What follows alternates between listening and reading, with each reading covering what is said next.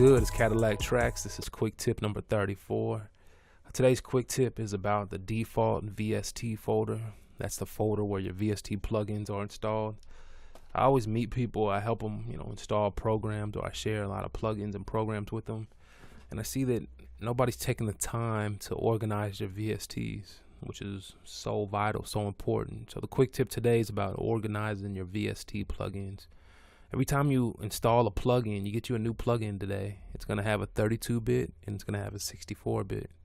You need to organize your plugins and have a folder for your 64-bit and your 34-bit.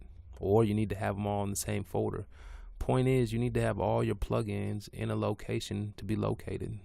I'm just going to go here to audio settings, and then you're going to go here to file, and really, and we don't even do it like this. Really what we do is we go here to add, and we go to more plugins. This is how I would load up plugins that are, VSTs or have some type of sound in them. Other plugins we would load up through the mixer right here, like effects. And I'm just going to go here to more plugins. This is how you add more plugins on your computer. Your computer is going to want to know where the plugins are, so you're going to need to tell it.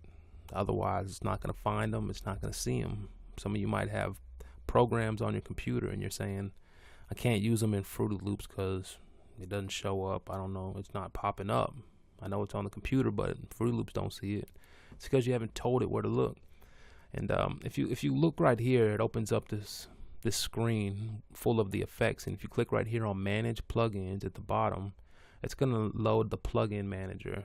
That's what it's called. And this thing right here is what manages the directories of all your plugins. Okay. On your computer, when you install a plugin, it's always going to install it to a default VST folder, meaning that it just picks a folder on your computer and it throws it right in there. When you install plugins, you need to tell it where to install. Always tell a plugin where to install the 30-bit and where to install the 64-bit. If you don't know how to do that, just make yourself a folder on your computer that you can use to always store 32-bit and then a folder for 64-bit, and make that your default folder. But as you look over here, these are some of the default paths. I just want to go over some of these because these are what's going to be on your computer most likely. You have the C drive. It's usually the drive that you have Windows installed on. It could be another letter, but if you go under program files and you go under, sometimes you'll have an 86 version for old, and then you'll have the 64-bit. But if you go under program files and VST plugins, you'll find a lot of stuff there always. Under program files /Steinberg/VST plugins, you'll also find a lot of crap. A lot of times under program files, common files, VST3, you'll find a lot of stuff there also. It's VST plugins that your computer just stored there. This is because you didn't tell it where to put it. You just pushed install. And then the list can go on, and it can get real confusing. So what I like to do is I like to try to make a default folder. And what I have is, over the years, I consolidated everything into one folder for 32-bit and one folder for 64-bit. And that's what you need to do so that you can put that folder right here in the search path just by clicking like this plus button. It's going to ask you, where's the folders that have plugins? It's real good if you only have one plugin folder, not 10, 20. So what you do is you'll go ahead and install that folder by clicking plus and locating it and pushing OK. It'll put it in this list, and then when you run your scan, it's going to scan all the plugins. This is a tip also.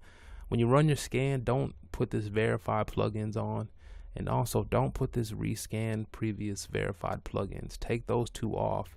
It'll save you a hell of a lot of time. It takes a long time to go through every plugin and scan it, but if you take the verified plugins off and you take the rescan verified plugins, it can go a lot quicker. You might want to do it one time with that on, and then from there, when you're adding new stuff, always keep it off so that you can quickly add something new. If you add a new plugin on your computer and you put it in the folder, like I said, where you can locate it, and it's right here and it knows where to look, when you run the scan, it's going to pop up and it's going to be yellow, kind of like this one, meaning that it's a new plugin, and that's what it means. It means it's new. It just found that.